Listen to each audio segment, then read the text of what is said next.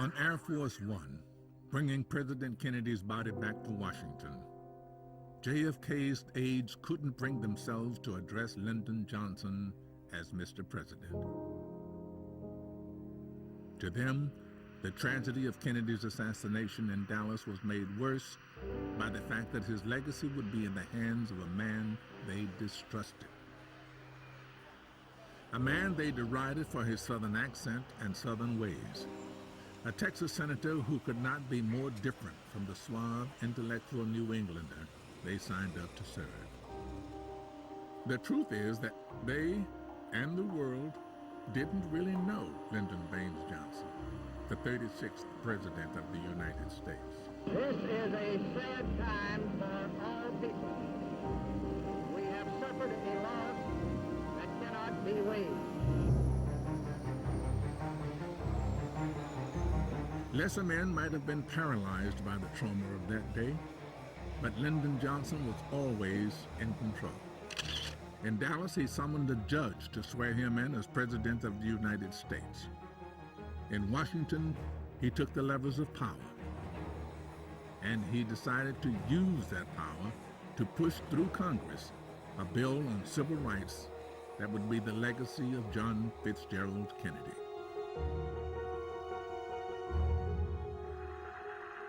The legitimate goal is for every American to receive exact and even and equal justice regardless of his race or his color.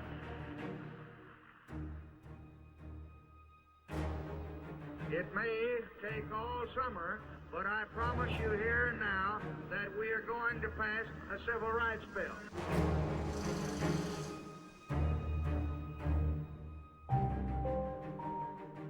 They could filibuster until hell freezes over. I'm not putting anything on that floor till this is done. I speak tonight for the dignity of man and the destiny of democracy.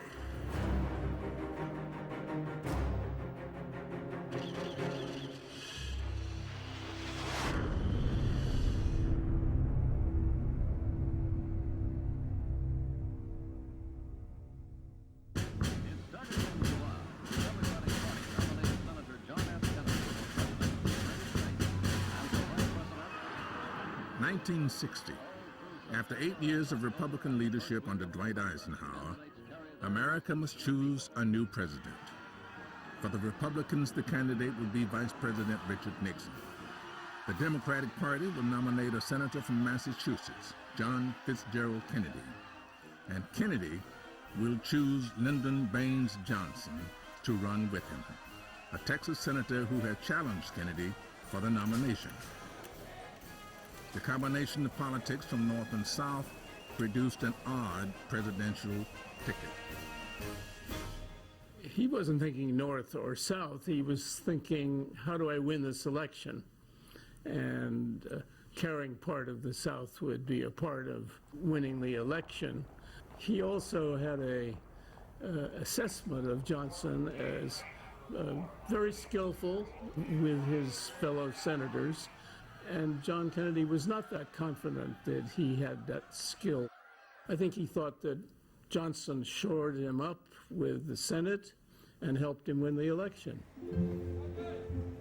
They were very different people. I mean, John Kennedy was cool, rational.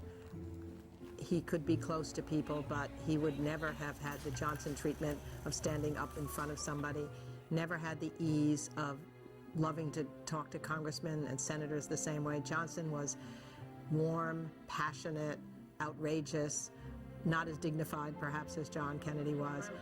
But in a certain sense, John Kennedy in some ways prepared the country through his words for some of the changes that LBJ was able to implement. Together, they form an important moment in our history that either one alone, I think, would not have been as strong as. Let the word go forth from this time and place to friend and foe alike that the torch has been passed to a new generation of Americans. What had brought Lyndon Johnson to the second highest office in the land? He seemed a typical Southern senator. Born in Texas, the state he came to represent, he was fiercely proud of that part of the country and its ways. And its ways were unmistakably segregationist. But when you look more closely at LBJ, a different picture emerges. As a child, he had little contact with Black Americans. His father stood up to the Ku Klux Klan. As a young teacher in Cotulla, he tried to help the poor Mexican children in his class. And in all this time, his hero and mentor was Franklin Roosevelt. In his early years, he was a New Deal Democrat. He always cared about poverty. And when he was the director of the National Youth Administration in Texas, he did things for African Americans at that time when he could as an administrator. True, once he's representing the state of Texas, where he has to deal with constituent public opinion, he's against anti-lynching bills, he's against anti-poll tax bills, but always in his heart, because he cared so much about poverty and he'd seen the prejudice for the kids in Cotulla when he taught, I don't think it was that he morphed so much as a person. I think was that when he moved from the Senate to the presidency, he then had an opportunity for his convictions to be built upon because he didn't have to worry about Texas anymore. Lyndon Johnson's journey on civil rights was an extraordinary journey. He was from Texas, which was not the moonlight and magnolias old South of plantation myth, but it was the South all the same. And when he came to Washington in Congress and in the Senate particularly, he knew that in order to get along with his fellow Southerners, he would have to toe the line on race. But as his aspirations for national office grew, he realized that he could not be tied to the narrow prejudices of the South. So Johnson's changing attitudes were an unusual mix of political reality and also apparently a moral journey of his own. He often referred to the fact that everybody was so poor in the hill country where he grew up that poverty didn't even have a name. It was just a way of life. But when he was in college and got an opportunity teaching school at a Mexican school down in Cotulla, Texas, where he encountered poverty on another level that he had never witnessed before. And he often referred to it saying, you don't know what poverty really is until you've seen it in the eyes of a child. It was a full circle for him, and I think the commitment to the civil rights movement was bound to his compassion for those who were impoverished, because the fact that you were a person of color meant automatically in our country that you had less of a chance. Lyndon Johnson was elected by the state of Texas to the House of Representatives in 1937. By 1949, he was in the Senate and quickly became an important member of the Democratic Party caucus. By 1954, he was Majority Leader. He was the master legislator, the man who could make or break a president's new laws, the man who could appoint other senators to powerful positions, who knew where the bodies were buried. He liked to say that he pushed through a civil rights bill in 1957. And he did, but it was weak, and it didn't cover the desegregation of public places, the restaurants, the bars, the hotels, the restrooms that were at the heart of daily life in 1950s America. People could be seated together on a bus, on a train, traveling through the American South. People could not eat together in a restaurant, at a lunch counter. When you stood up and said no to segregation and racial discrimination, you would be arrested and sometimes receive a long sentence in a jail or in a prison. I think many of us were prepared and willing to die for what we believe in. We felt that somebody had to stand up. Someone had to speak up and speak out.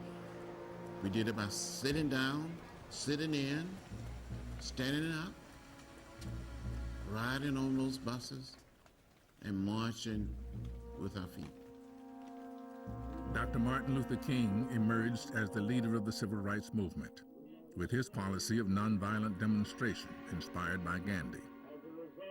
Nonviolence in the face of beatings, arrests, and bombings of houses and churches.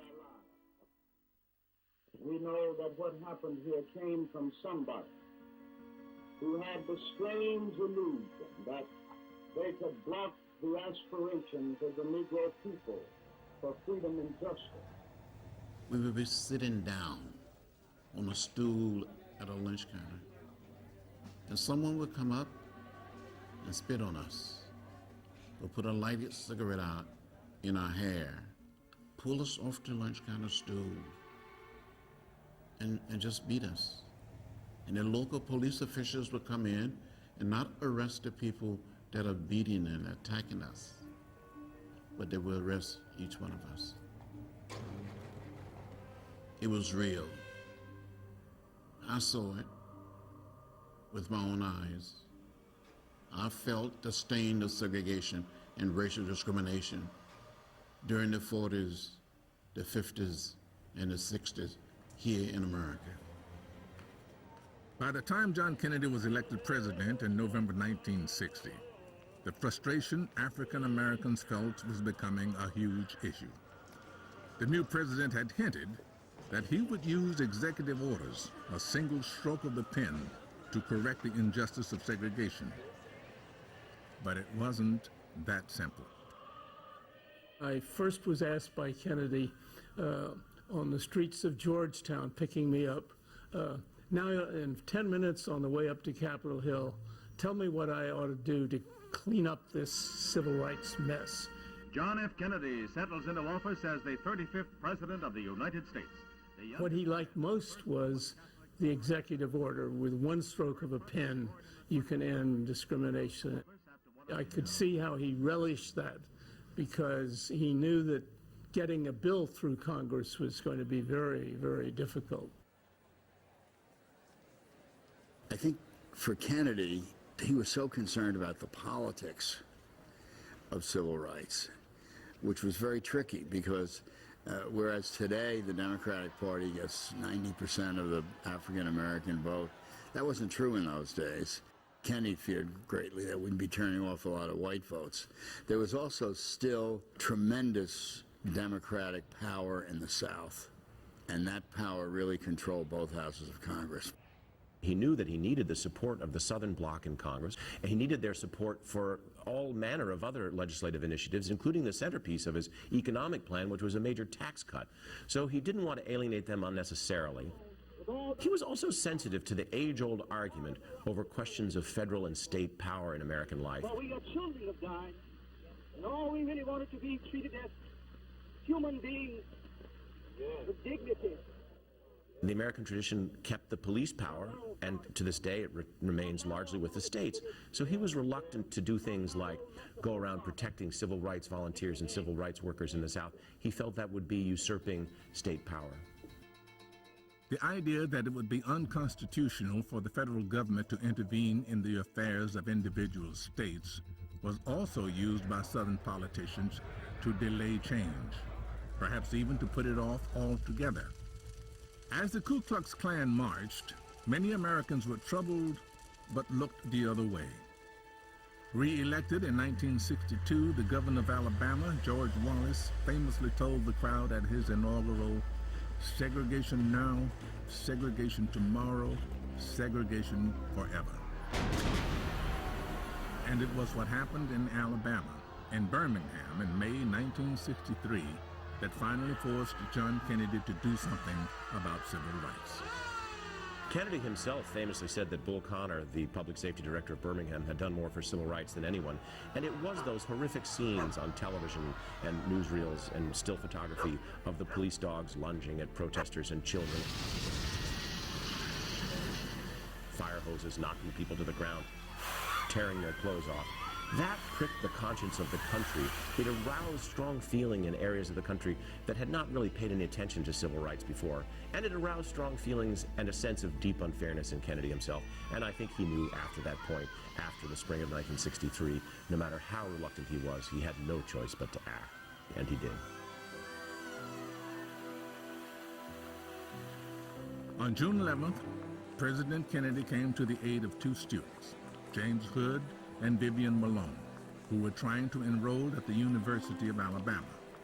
Their application was backed by a court order, but opposed by Governor Wallace.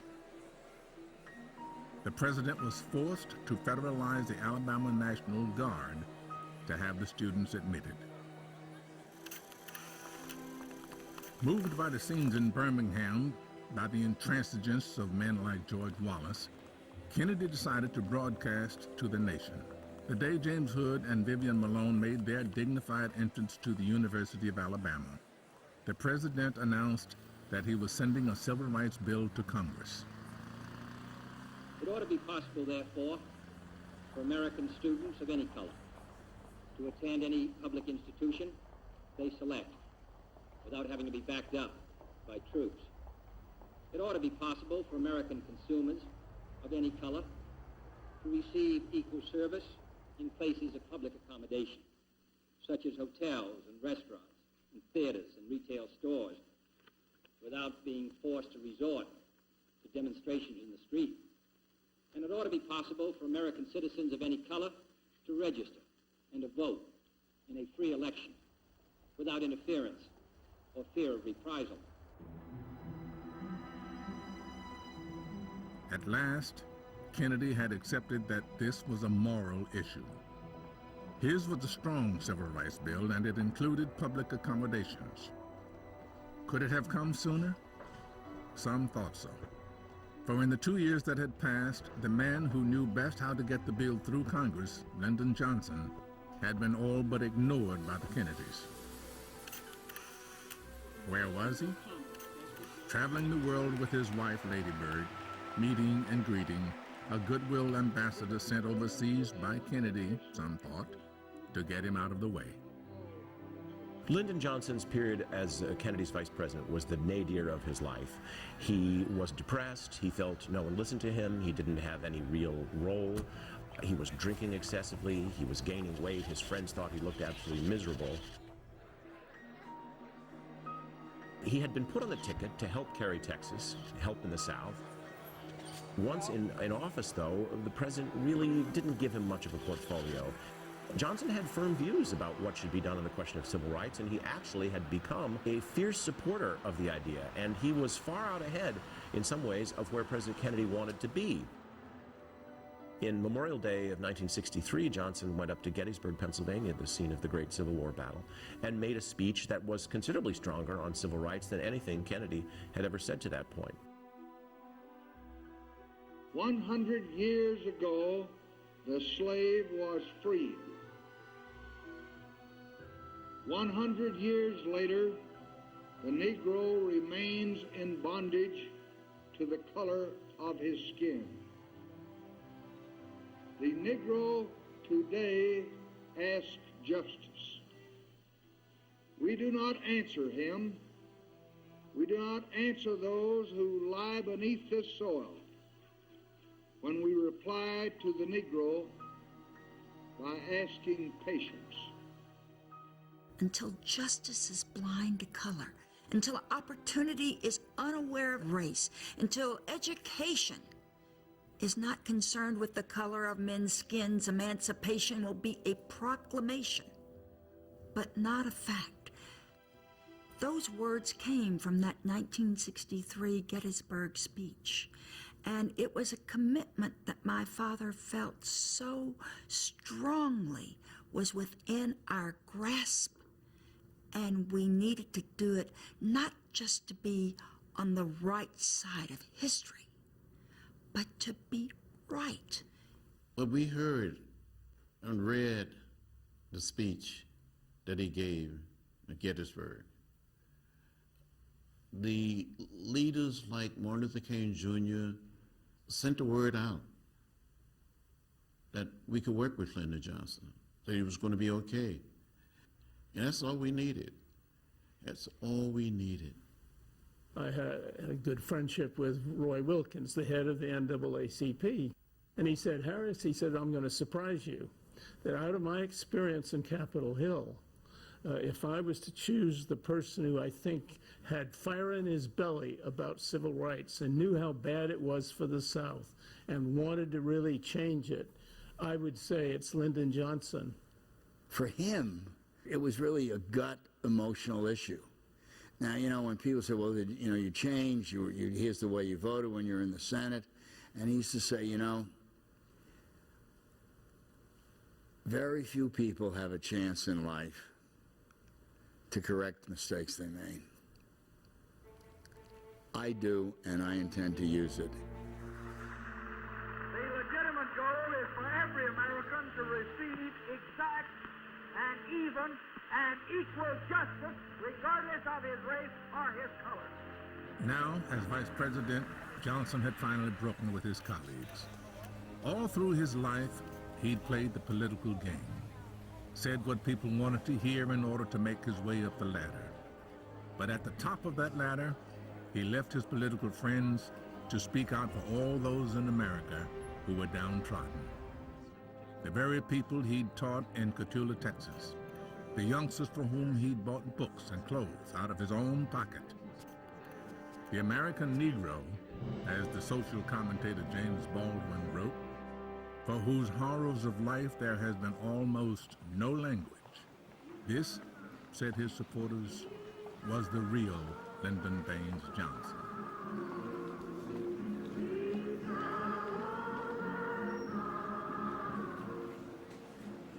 As 250,000 people marched on Washington in August 1963, including Dr. Martin Luther King and the other 5 leaders of the Civil Rights Movement, among them John Lewis, Johnson knew it was not only the South that had to change. The whole nation needed to make the biggest adjustment since emancipation. It was one of the finest hours, or maybe one of the finest days in American history. I looked to my right, I saw a multitude of young people, young volunteers in the movement, black and white. Then I looked straight ahead, I saw this sea of humanity. Then I looked to my left, I saw hundreds of young men, black and white, up in the trees to get a better view of the stage, the podium. And I said to myself, this is it. We're going to march. We're going to walk together. We're going to stand together. We're going to sing together. We're going to stay together. We're going to moan together. We're going to groan together. And after a while, we'll say, freedom, freedom, freedom now. We came to Washington to put on the American agenda the problem and issue of segregation and racial discrimination. I remember so well coming up to Capitol Hill for the first time, meeting with legislators, Democrats and Republicans, then leaving to walk with Martin Luther King Jr. and others to the Lincoln Memorial. I think this march will go down as one of the greatest, if not the greatest, demonstrations for freedom and human dignity ever held in the United States.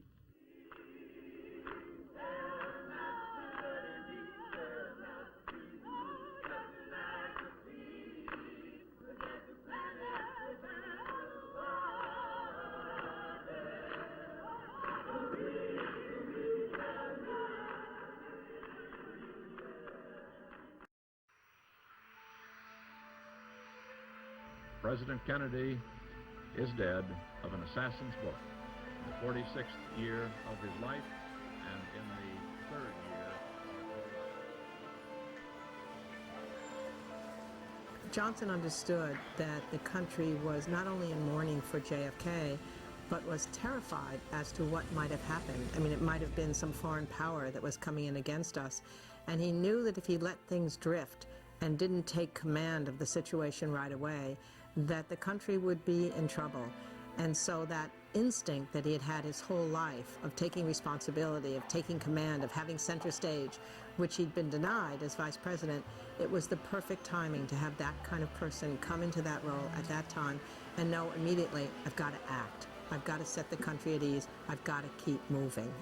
This is a sad time for all people. We have suffered a loss that cannot be weighed. For me, it is a deep personal tragedy. I know that the world shares the sorrow that Mrs. Kennedy and her family bear. I will do my best. That is all I can do.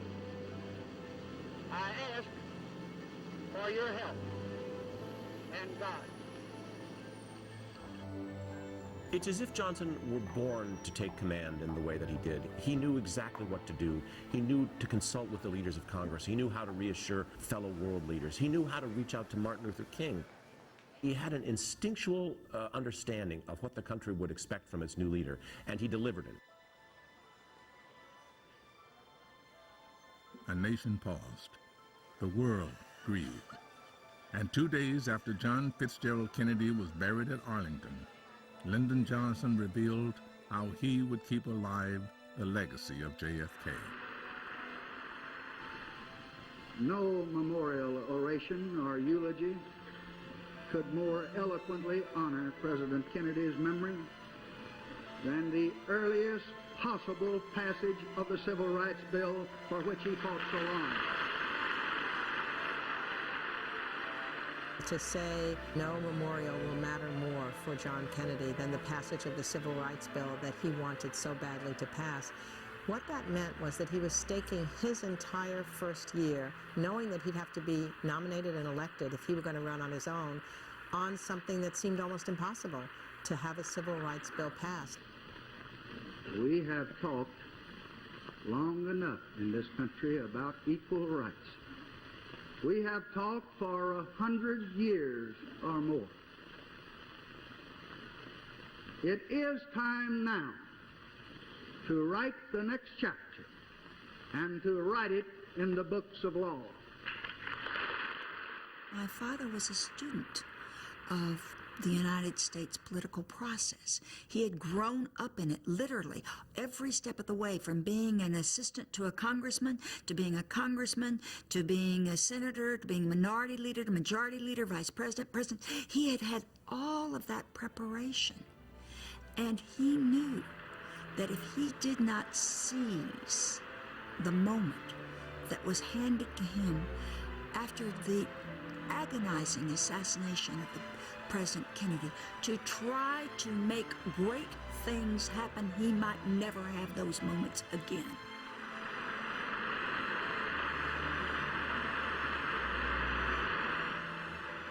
It was not just words. We know now from secret White House tapes that just a few hours after John Kennedy's funeral, Lyndon Johnson picked up the phone to Martin Luther King. I've been locked up in this office, and I hadn't seen it, but I want to tell you how grateful I am and how worthy I want to try to be of all your hopes. Well, thank you very much. I'm so happy to hear that, and I knew that you had just that great spirit, and you know you have our support and backing. Well, we know what a difficult period this is. It's just an impossible period. We've got a budget coming up. We got nothing to do with it. It's practically already made. We got a civil rights bill that hasn't even passed the House, and it's November, and Hubert Humphrey told me yesterday everybody wanted to go home. We got a tax bill they haven't touched, and we've just got to not let up on any of them and keep going. I guess they'll say I'm repudiated, but I'm going to ask the Congress Wednesday to just stay there till they pass them all. They won't do it, but we'll just keep them next year until they do, and we won't give an inch.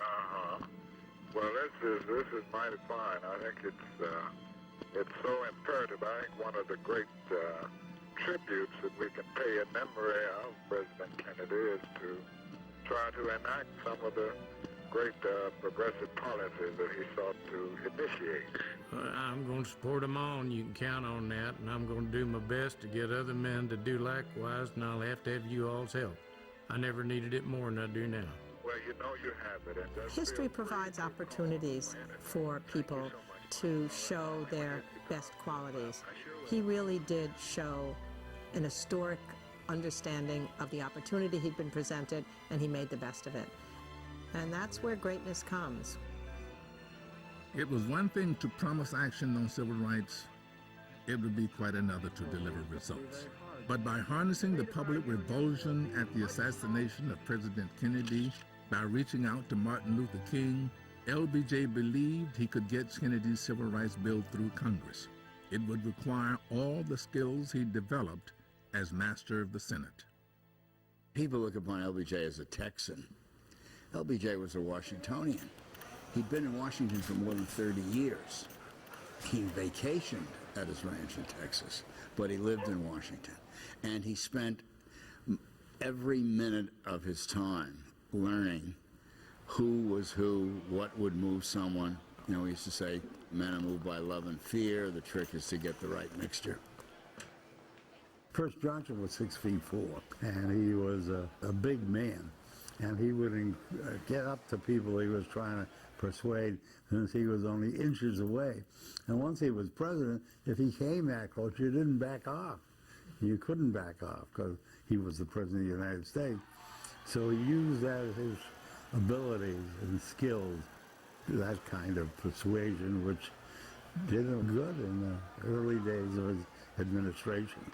I know Bobby Kennedy, who disliked him intensely, said he thought Johnson was the most formidable human being he'd ever run into. Over the following 6 months, Johnson would flatter and cajole, argue with, and try to outwit his opponents. He and his aides would spend Christmas 1963 at his ranch in Austin, Texas. But before he left Washington, the new president picked up the phone. Okay, I'll do it. Hello? Hello? Jerry, where are you? I'm at home. Who's this? This is the president. Oh. What are you doing? Oh, I think someone's playing with me. No, they're not. I want to talk to you about our work, honey. Where are you, at home? Oh, yes, I am. Are you busy? No, I'm not. Can you come down here immediately? Oh, I'd be glad to. Well, come on down. I've got Jack Bellini here. We want to talk to you about a little reassignment. Oh, yes, sir. Geraldine Whittington was 32. She'd been working for one of President Kennedy's aides. But at 10 p.m. the night before Christmas Eve, she took a call that would change her life. Mr. President, Miss Whittington here. Oh, come in, honey. Pull up a chair. My apologies for taking... You got the names of these that ought to go out? Yes, sir. All right. Now, Jerry, you don't mind if I call you that, do you? No, sir. Jerry, I've just got off the phone with Mr. Hatcher and Mr. Wilkins. You know Mr. Wilkins, don't you? Well, I don't know him, but I know of him. They say you've got good ability and good character and that you're respected by Mr. Dungan, and they agree with me that I should have you in my office. What do you say? I'd be honored, Mr. President. It'll be longer hours than you're used to. I've got the tax bill, I've got the civil rights all backing up. Can you handle it? I'm sure I can, sir. Where did you go to school, honey? Annapolis, Wiley Bates High Class. He opened the door. And then I went what Geraldine did and what she had to do, her opportunity was just an opportunity for all of us. Most of us may not have thought about doing anything until then, saying to ourselves that we can do this. We can do these things. We can better ourselves. Virginia State. Can you start tomorrow? Well, I suppose so. But I'll need to tell Mr. Dungan. I'll take care of that. You'll have to come with me to the ranch. We're leaving for Texas in the morning. Were you planning on spending Christmas in D.C.? Yes, Mr. President. I live with my mother. She moved here from West River. Was she mine? No, I don't think she will. Not when I tell her I'm working for the president. All right now, honey. That car will take you home. Give my best to your mother and be sure and blame me for messing up her Christmas. Thank you, Mr. President. Now, I'll see you tomorrow. So Geraldine Whittington would become the first African-American secretary to the president. And a bright student at the segregated Wiley Bates High in Annapolis, vice president of the class of 48, loved and admired by friends and family alike, had her life turned upside down.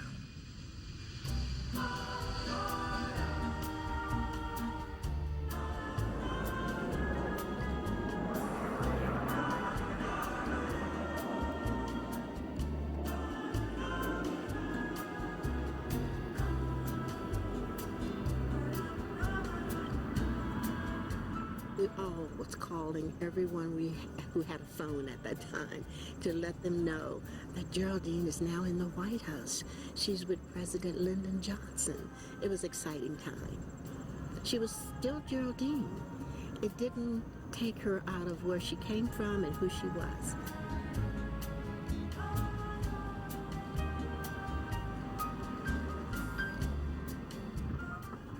Johnson took his White House team to Texas for Christmas because there was no time to be lost.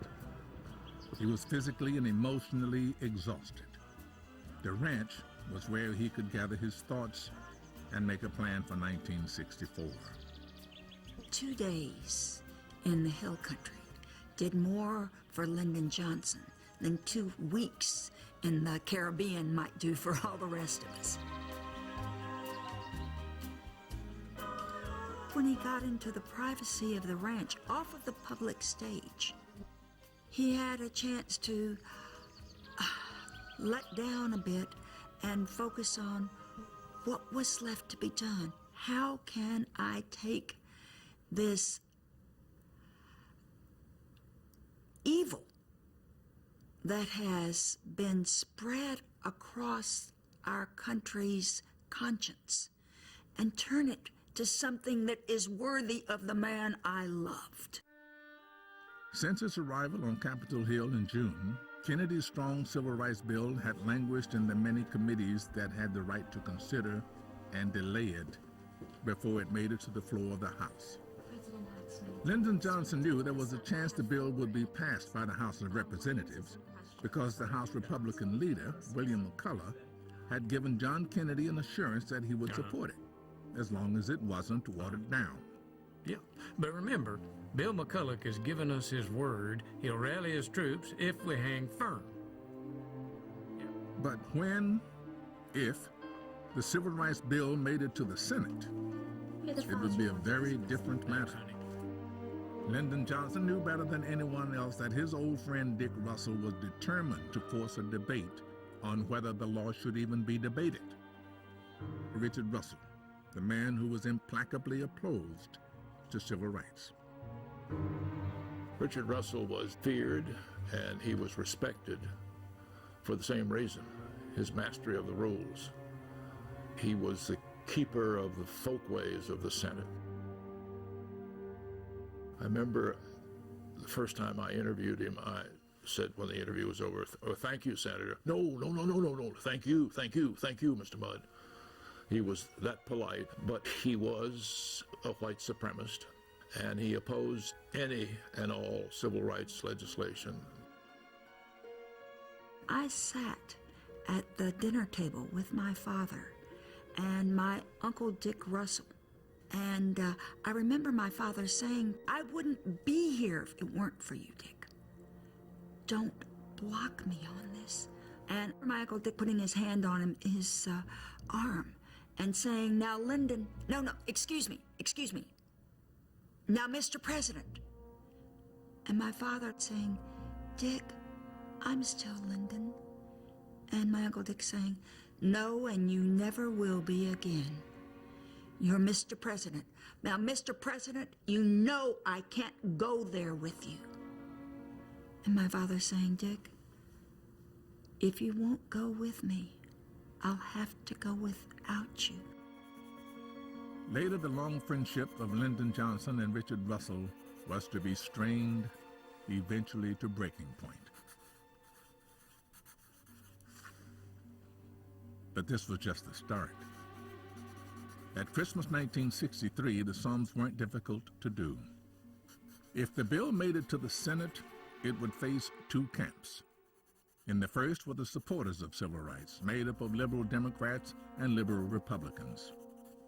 In the second was a coalition of mainly Southern Democrats and conservative Republicans from the North who opposed desegregation. But Richard Russell knew the game was changing. Kennedy was gone. Now, he faced a much more formidable opponent. When President Johnson became president, there's that wonderful statement by Richard Russell, his mentor in prior years, who said, "We could beat Jack Kennedy, but Lyndon knows how to beat us." Dick Russell is going to filibuster this bill. Timing would be everything. In 1964, Johnson would face an election in his own right. Other politicians might have hesitated to make the first move on a controversial civil rights bill in an election year. But LBJ would not be dissuaded. Johnson's staff said, "Don't go with the civil rights bill. to open public accommodations and to prohibit discrimination in employment. Don't do that. Wait till after the election. This is a presidential election year. And Johnson said, what the hell's a presidency for? What the hell's a presidency for? The president was a new advocate of civil rights, and he wasn't shy about it. On New Year's Eve, 1963, he sent a signal to America and the world that the old order must change.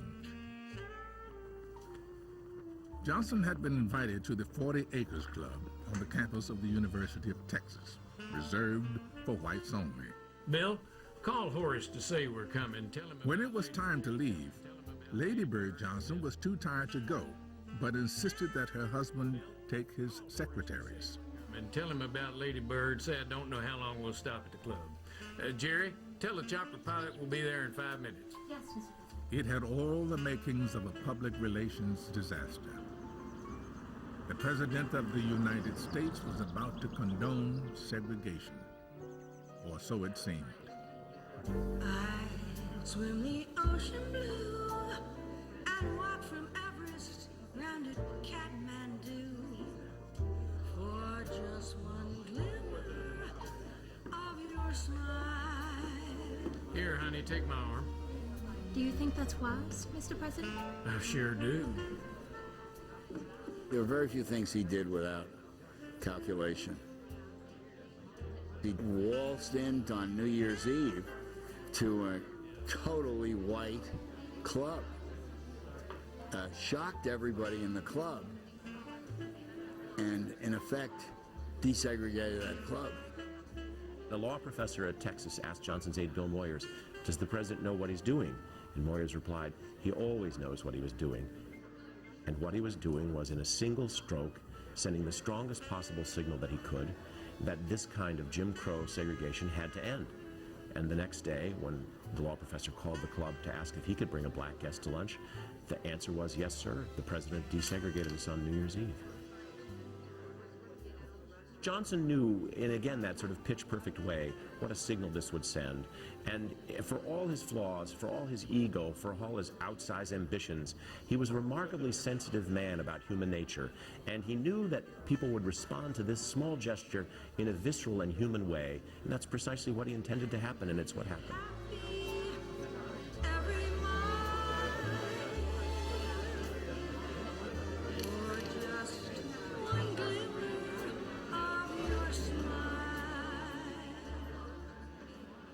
I think he was letting the world know that we can come together and try to do better.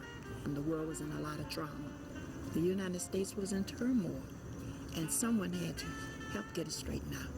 I think that he had begun to realize that we had something to offer the country, that we weren't all of who some people say that we were. We were better than that. We grew up to be better than that.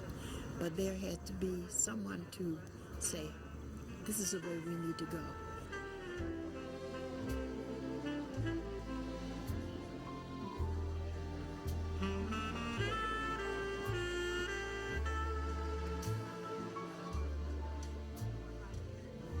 Just for one glimmer of your smile.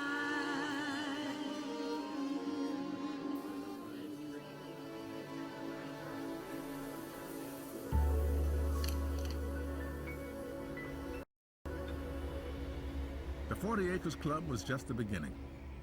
Back in Washington, Lyndon Johnson gathered Senator Hubert Humphrey, the Democrat who had championed civil rights as far back as 1948, the majority leader in the Senate, Mike Mansfield, all those who would fight for the bill in Congress. And they took their lead from LBJ.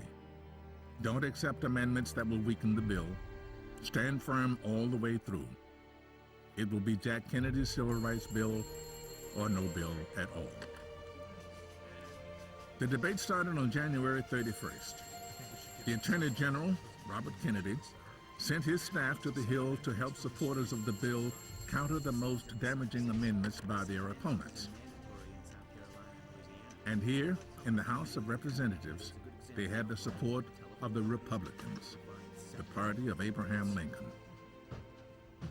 The main Republican on the House side, William McCulloch of Ohio, small, fussy little man, and generally overlooked, became the linchpin in the House.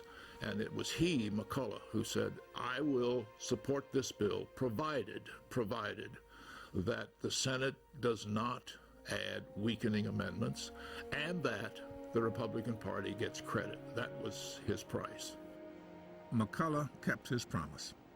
On February 10th, when the final vote on the Civil Rights Bill was taken in the House of Representatives, it passed by 290 to 130. Speaking to Robert Kennedy, the president was elated. Bobby? Hi, Mr. President. Congratulations. Yeah, it was very nice, wasn't it? I thought it was wonderful. 290 to 130, you can't do better than that. No, I would think that put a lot of pressure on them in the Senate, wouldn't you? Yes.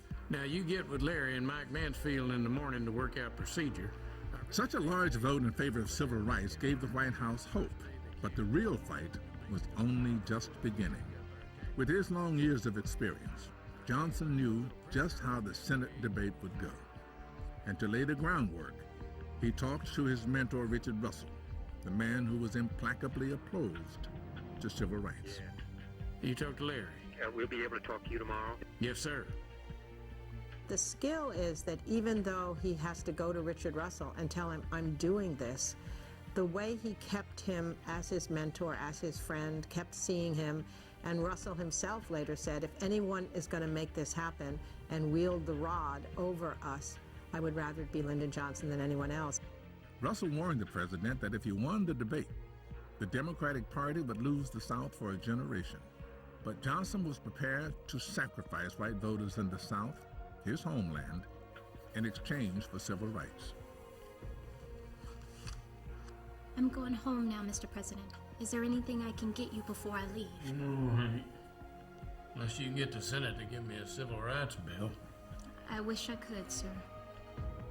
Good night, Mr. President. And so, it began.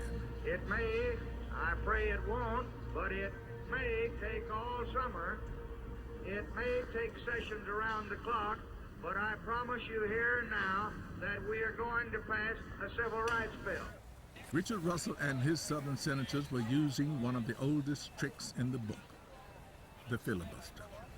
They would speak for so long that the Senate would run out of time.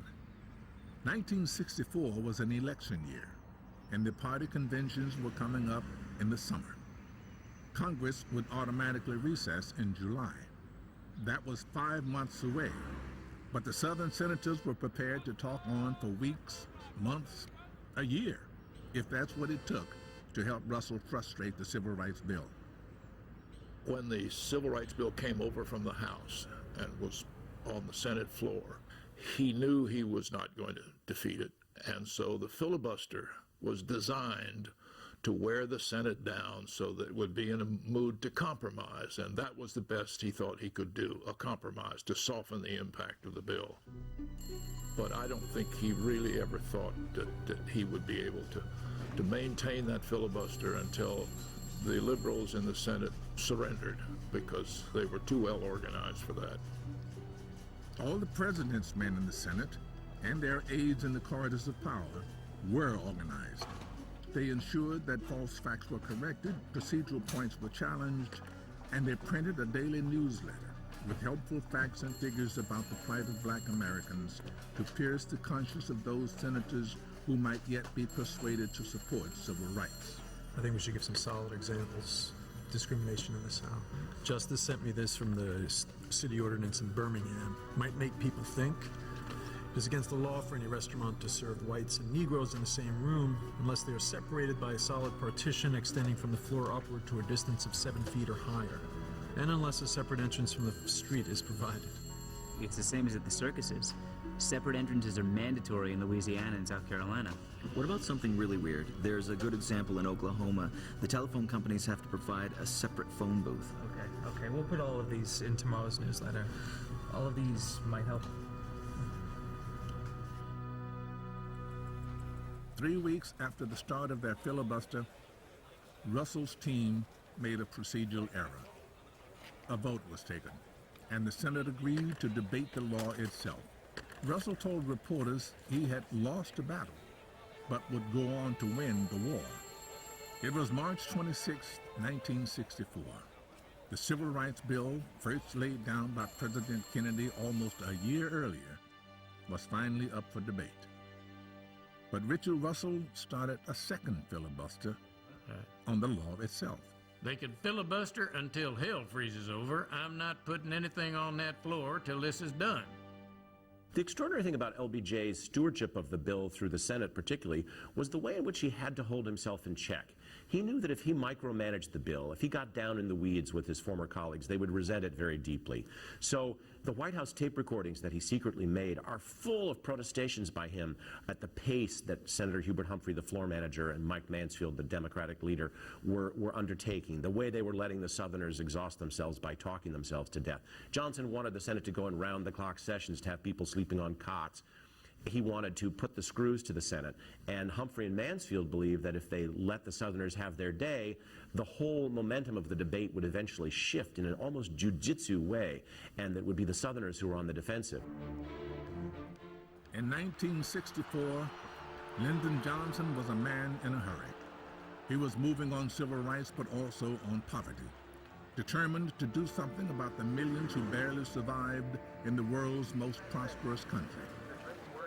While senators on Capitol Hill talked, LBJ set off on what he called the poverty tours. In his mind, equality, economic progress, help for the poor, what he liked to call a hand up, not a hand out, were all linked. They found expression in his idea of the Great Society, but he never took his eyes off the civil rights debate. There's no question that LBJ knew what Mansfield or Humphrey were doing at every moment of the time. He knew where the bills were at what moment, but he also understood that they needed to feel that they were the leaders and that the House and the Senate would respect them. They knew what he wanted. They knew where he was. And if there was a moment when he thought anybody needed to be strengthened, that call would come in the middle of the night.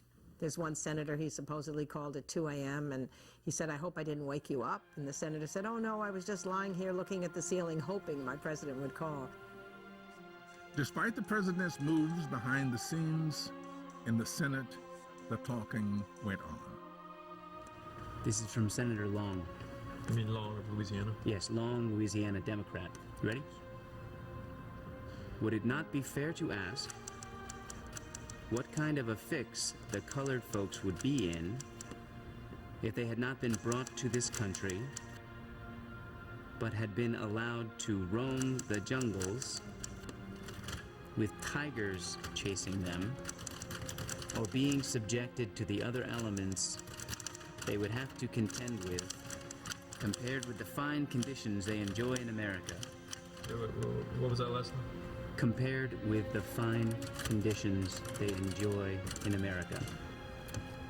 I can't believe you said that. And believes it? Apparently. We should use this in tomorrow's newsletter.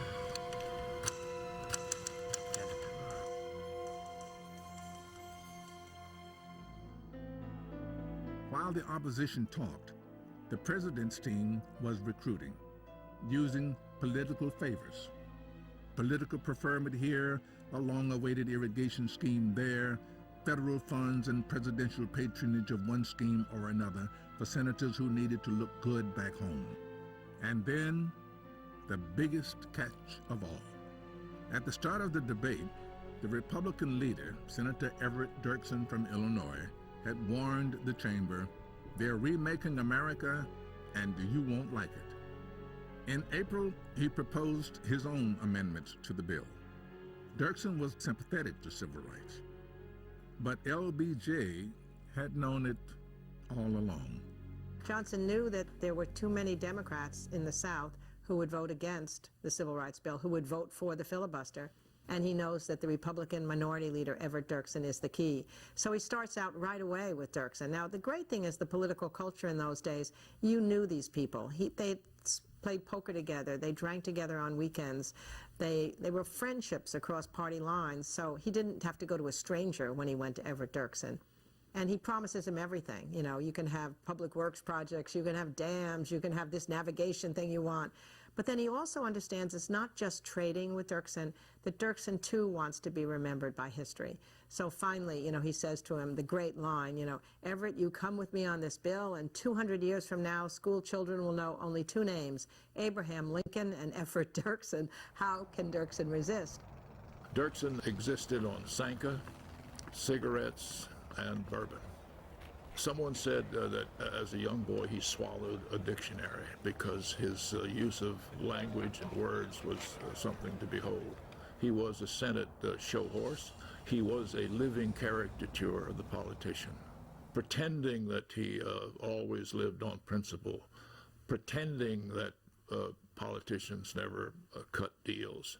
But he was making fun of all the people around him who were busy cutting deals.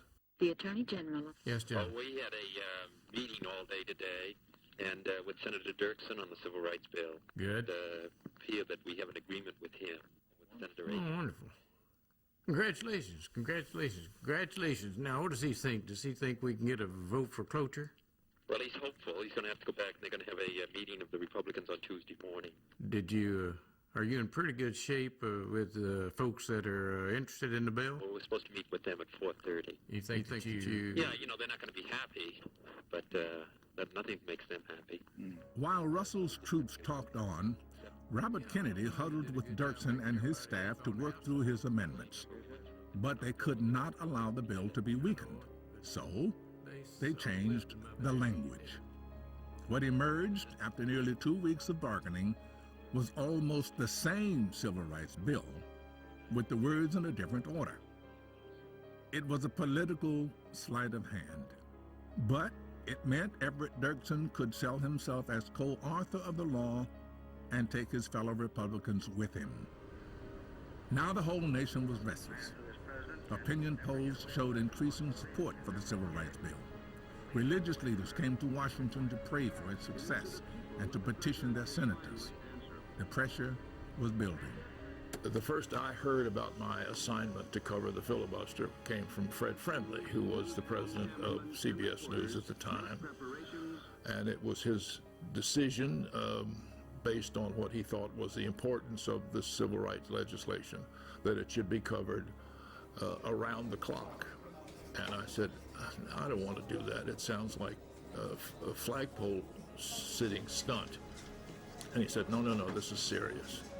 There were mighty little steps I took because there was no big breaking development.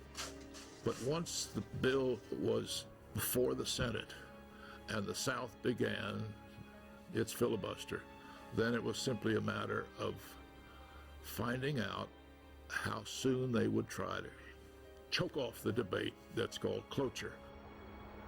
To shut off a filibuster required 2/3 of the Senate, which was 67. Not 2/3 of those present and voting, but 2/3 of the membership. It was at that point that the story took on an intense political suspense. Who was going to vote to close off the debate? Who was going to vote to keep it going? Carl, my people have been telling me about this irrigation project of yours.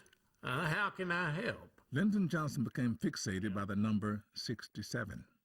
67 senators who would agree to end the filibuster. But where would those votes come from? Some from his own Democrats, some from liberal-minded Republicans. But more favors were needed. It was so hard to end debate for one big reason. The reason the Senate exists as it does is to protect the interests of the smaller states. The Senate is not allocated proportionally. Each state, no matter how small, has 2 senators. So the smaller states, like Arizona, Alaska, even with Democratic senators who might be sympathetic to the civil rights cause, would be very reluctant to cut off debate because that ability to prolong debate protected their interests in a whole range of other matters. So the challenge was to get those kinds of people to say, no, on something so momentous, it's important to cut off debate, end the filibuster, and move forward to consider and vote on the bill. Now the newest recruit to the civil rights cause, Senator Everett Dirksen, joined Hubert Humphrey to introduce the amended bill. But all the while, Richard Russell and his colleagues talked on, which suited Lyndon Johnson because He didn't yet have those 6 or 7 votes. Senator Humphrey on 9-1. Hubert, tell me, do you have a reliable count on your cloture? Yeah, I think that my reliable count shows a minimum of 68 votes. And I'm just going to go over it here again with one of the staff fellows, because we're going to be in session practically all night. I guess we got some boys that are going to hold us in session. But do you think we're safe? Yes, sir. As I see it now, we have 68 votes. It's the day of decision on Capitol Hill as the U.S. Senate clears the way for the Civil Rights Bill. Wednesday, June 10th. The longest filibuster in the history of the United States Senate finally comes to an end. At 11 o'clock, the motion for closure is put. The Senate, the galleries were filled, packed, standing room only, every senator in his seat. I was outside with a great big easel with the names of all the senators on it. When each senator would vote, the gallery employee watching from his perch would say into his telephone, "Aiken votes aye." Aiken. Aye. My producer off the floor would then repeat into my ear, "Aiken votes aye." And then I would say, "George Aiken of Vermont has voted aye." Bartlett. Aye. Bay. Aye. Beale. Aye. Bennett. Nay. It was a swelteringly hot day. Bible. Nay. Every senator was present, including Claire Engel of California, who was dying. Engel. And could not raise his hand to vote, could not speak. Hold on, there's a problem. So he raised his hand toward his eye, and the clerk finally interpreted that as a yes vote, meaning aye. I think Engel has voted aye. Yes, Engel, Democrat, California, that's a vote in favor. The idea that you know that when that filibuster is broken, that you are going to pass a piece of legislation that's going to change the face of the country. They'd never done it before. They'd never broken a filibuster on civil rights. Long, nay, no surprise. They knew, and that's what he wanted them to know, that if they passed this bill, they'd be able to tell their children and their grandchildren years later, we were there when this happened. 42 votes. We made this happen. Walters. Nay. Williams. That's Harrison Williams of New Jersey. Hold on. Aye. How many more votes do we need? I just need one more. Hopefully it's a Republican. Williams? When John Williams of Delaware, Whispering Willie, cast the 67th vote, there was this enormous in the chamber, just absolute silence.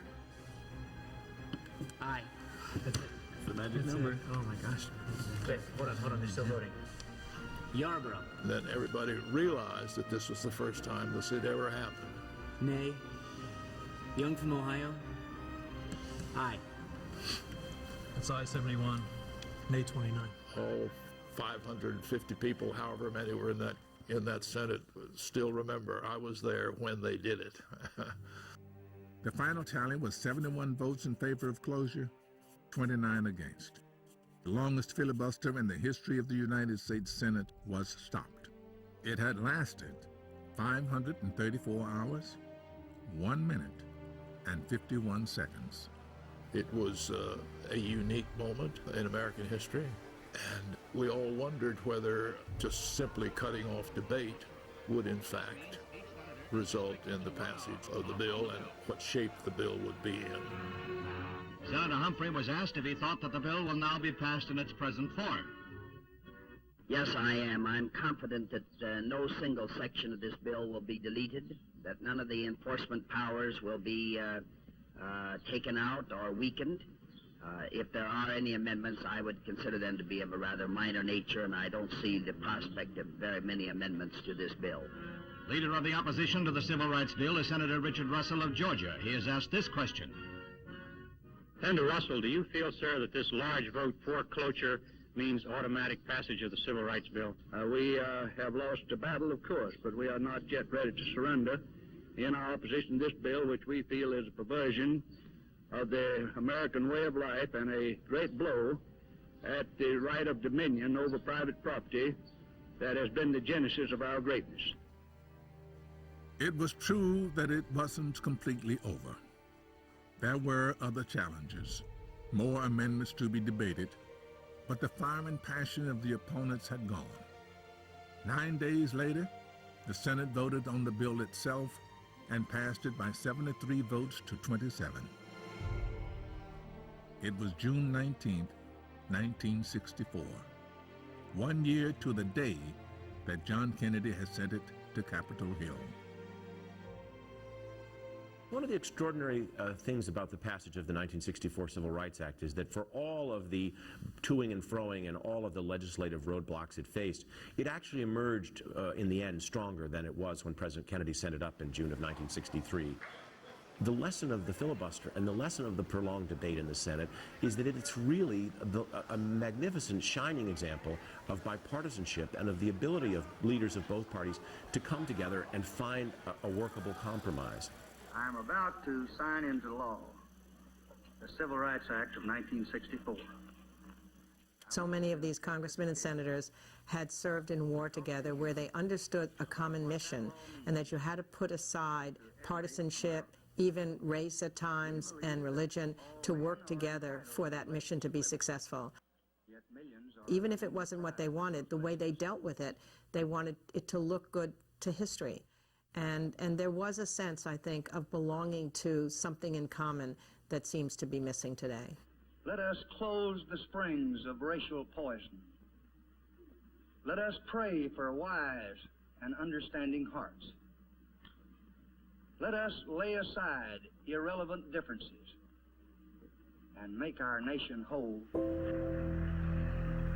The 1964 Civil Rights Act was the greatest advance in American equality for 100 years. But it was not enough.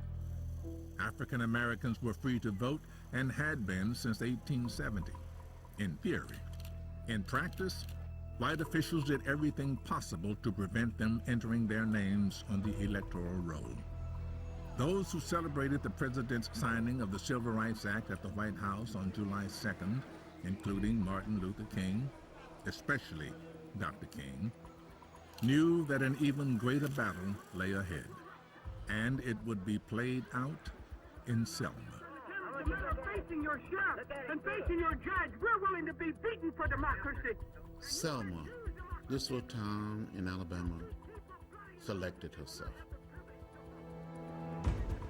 In Selma, Alabama, black people stood in an unmovable line. They had to try to pass a so-called literacy test. They were asked to count the number of bubbles on a bar of soap, the number of jelly beans on a jar. Day in and day out, people would line up and go to the courthouse to take the test. They all would fail the test. This is a national issue. Whenever anyone does not have the right to vote, then every man is hurt. I am hurt because these people cannot register. You are the sheriff of this county because they're not registered. And that's one reason you don't want them to register. In Selma, you had a sheriff. He wore a button on his left lapel that said never. People would stand on the steps.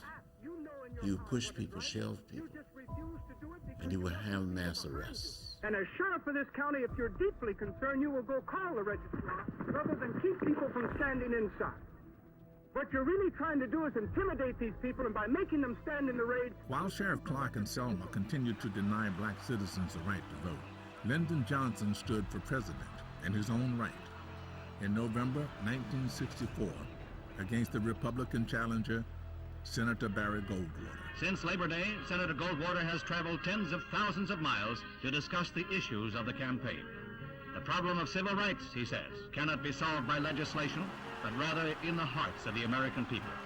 Johnson won by a landslide, though many southern states deserted him, as Richard Russell had predicted. Now there was a political calculation. Should the newly elected president do something about voting rights? And then the leaders of the civil rights movement decided to stage a symbolic march from Selma to Montgomery, the capital of the state of Alabama. The march from Selma to Montgomery is as fresh as the morning dew in my mind. We got within hearing distance of the state troopers. One of the young men leading the march with me said, "Major, give us a moment to kneel and pray." And the major said, "Troopers, advance." They came toward us, beating us with nightsticks, bull whips, tramping us with horses, and releasing the tear gas. Was hit in the head by a state trooper with a nightstick. I thought I was going to die. I thought I saw death.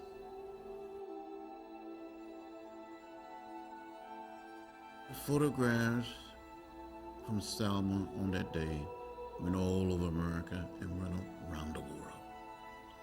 The American people couldn't stand what they saw, and they demanded that the president and members of Congress act.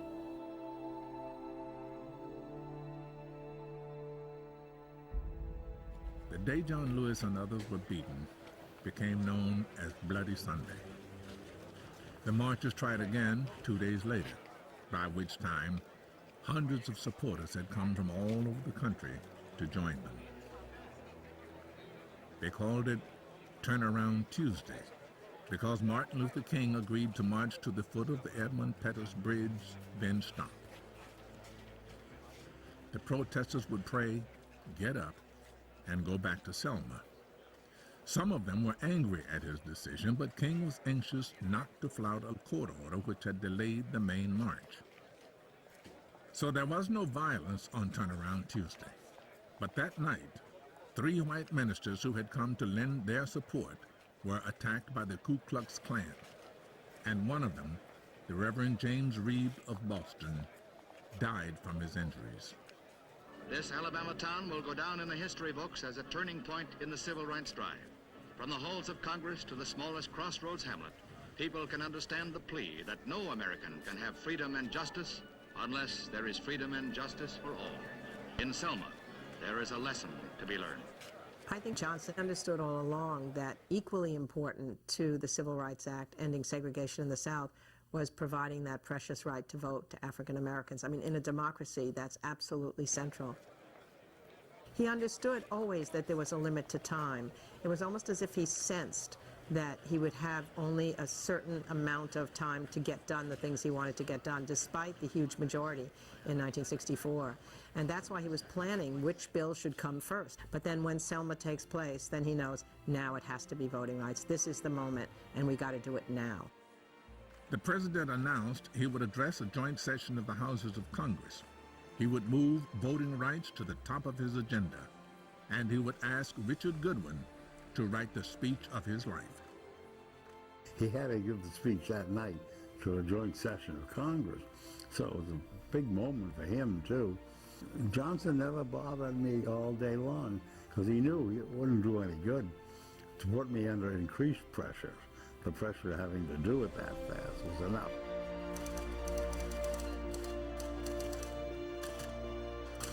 I speak tonight. I speak tonight for the dignity of man and the destiny of democracy. I wrote it, and then he went up to Congress and delivered that speech, now known as the voting rights speech, and it was a great success. Richard Goodwin accompanied the president to Capitol Hill. The ink was barely dry on the speech. But like many speechwriters, when he was put under pressure, Goodwin had produced spectacular results. I speak tonight for the dignity of man and the destiny of democracy. At time, history, and fate meet at a single time in a single place to shape a turning point in man's unending search for freedom. So it was at Lexington and Concord, so it was at Appomattox, so it was last week in Selma, Alabama. It is wrong, deadly wrong, to deny any of your fellow Americans the right to vote in this country.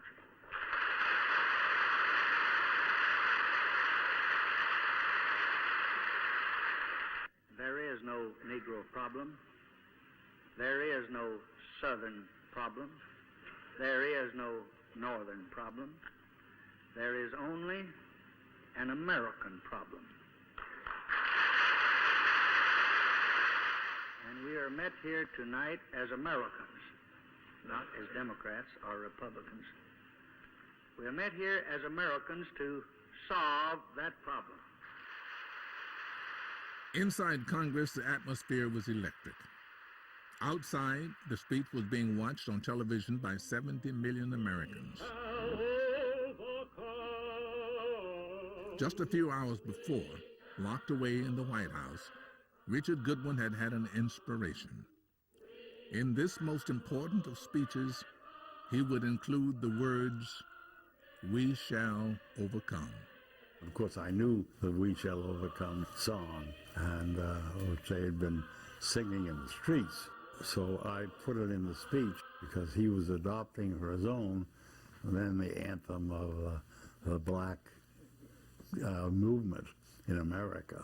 When did it occur to me to do that? Who knows? In the process of writing, it came out on a typewriter. What happened in Selma is part of a far larger movement which reaches into every section and state of America. It is the effort of American Negroes to secure for themselves the full blessings of American life. Their cause must be our cause too, because it's not just Negroes, but really it's all of us who must overcome the crippling legacy of bigotry and injustice, and we shall overcome.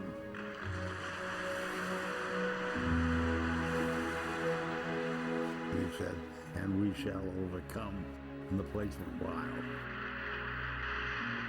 They all cheered him, and some of the congressmen from the North jumped to their feet, and some of them ended up having tears streaming down their face because everybody knew what he was doing, as did I when I wrote it. The thing that was so incredible about the speech was not only how dignified it was and how passionate it was, but when a president takes up the anthem of the outside movement, that's the moment when something really happens in society, when a social movement is able to link with the people in power. So when he finally said, and we shall overcome, I mean, we all just started cheering and crying because there was a sense of, my God, he's recognizing the civil rights movement.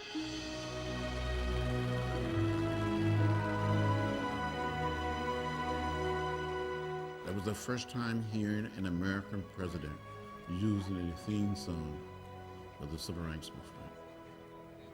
I looked at Dr. King. Tears came down his face. He cried, and we all cried a little. And he said we would make it from Selma to Montgomery, and the Voting Rights Act would be passed. And he was right. And the Voting Rights Act changed everything. President Johnson sent his voting rights bill to Congress. And a judge ruled that the protesters could legally march to Montgomery.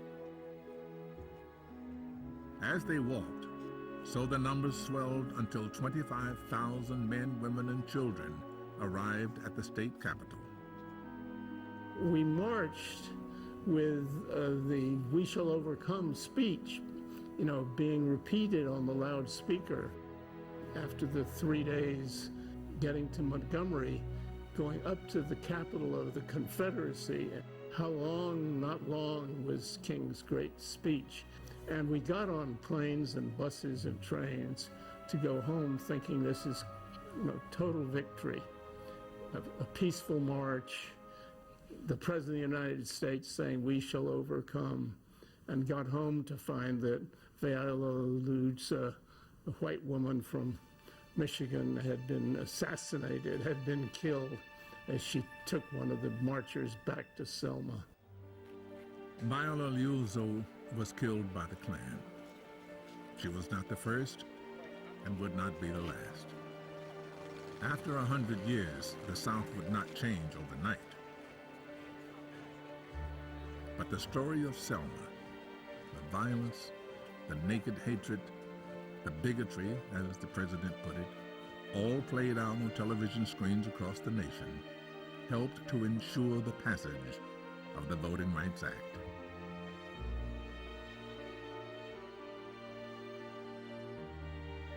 The day he signed it, 6th of August, 1965, he got Dick Goodwin, myself, I think Marvin Watson, we all get into a limousine to go up to Capitol Hill, where he signed it in the room that Lincoln had used for the Emancipation Proclamation.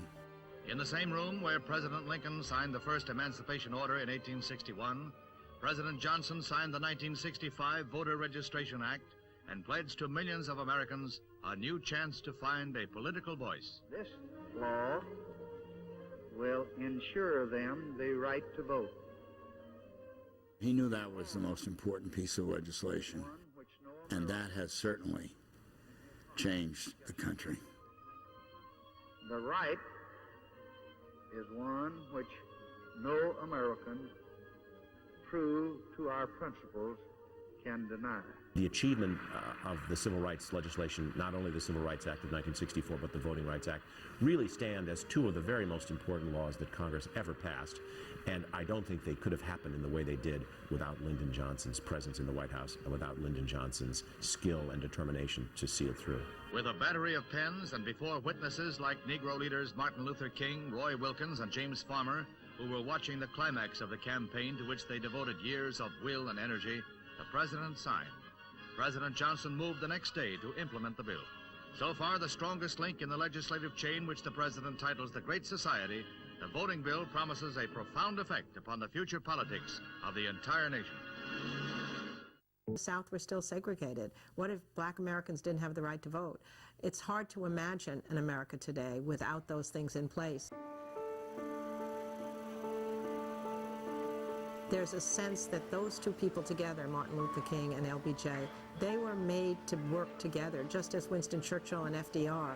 It's very lucky when history provides that, because if Martin Luther King hadn't had that outside pressure and the brilliance of the nonviolent movement and then the Selma demonstrations, perhaps the country itself wouldn't have been open for the Civil Rights Act of 64 or Selma in 65. We made so much progress. We've come a distance, but we're not there yet. The scars and stains of racism are still deeply embedded in American society. We must never, ever forget what happened and how it happened, so our children and their children will not repeat the dark past. Geraldine Whittington would never forget. Through all this, the remaking of America, she was there. I think the expression of what was happening at that time, it was just too heavy to grasp at that time. We are really doing this. This is happening to us as a people. And I think that was a great day for the world, for the nation, and for the African American community. All of this stuff that reflected back into our lives. And we had so much to look back on and so much to hold on to. But then there was so much that we had to release and let go, because there were some things that will never, never change. But change came. Change came. In those early years, Lyndon Johnson, the teacher turned president, had a vision that he could create a great society. Civil rights, the legacy of John Kennedy, was only the beginning. We do live in LBJ's America. We have Medicare for the elderly, we have Medicaid for the poor, Anybody can go to college. That's the Higher Education Act of Lyndon Johnson. He changed the social landscape of the country, not only with civil rights, but with Medicare, aid to education, public broadcasting, poverty. I mean, it was social justice became paramount to the country during those years. And we still live with those programs, and they're part of our everyday lives. He probably passed more legislation and left a more permanent stamp on this country than any other president, even more than his idol, Franklin Roosevelt. Johnson was a great president by any standard.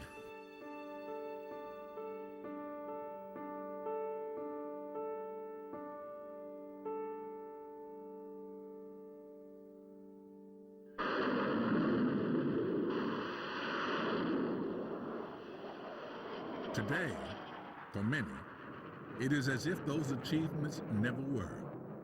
Instead, Lyndon Baines Johnson, 36th President of the United States, is remembered as the man who fought a war against the spread of communism in Southeast Asia, 8,000 miles from home. The only wise policy to follow in Vietnam is the policy that has worked so successfully for 2 decades. We just must be patient, but we must be firm. Vietnam would cost nearly 60,000 American lives, soak up billions of dollars, damage the social programs which were so close to LBJ's heart, and lead in 1968 to his surprise announcement not to seek re-election. With American sons in the field far away, with America's future under challenge right here at home, with our hopes and the world's hopes for peace and the balance every day, I do not believe that I should devote an hour or a day of my time to any personal partisan causes or to any duties other than the awesome duties of this office, the presidency of your country. Accordingly, I shall not seek, and I will not accept the nomination of my party for another term as your president. Now, looking at Lyndon Johnson, I think history happens to agree with me, namely that he was a great president with one of the greatest tragic mistakes that this country ever made, which was Vietnam. And it undermined, without question, the unity of the country, or the majority force together moving forward. He did so much on civil rights and on ending poverty in this country. To have that side of him forgotten is bad history.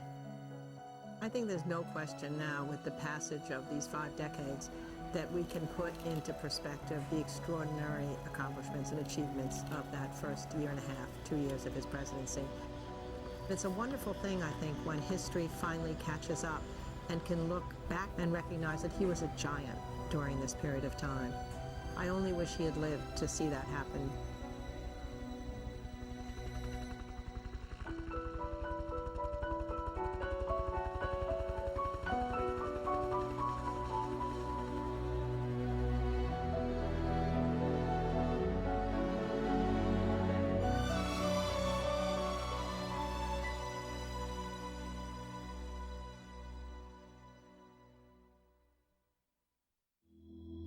When I'm alone and I've got no one to dry my tears, I hear a voice crying out in my need. He's saying, put down your troubles and take these keys I'm offering you. Unlock the door and finally be free. You hear my words, but you don't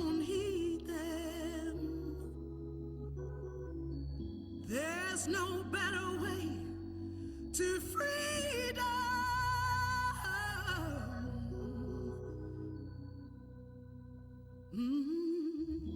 Let in the sunshine, say goodbye to your dark days, and let the light shine through always.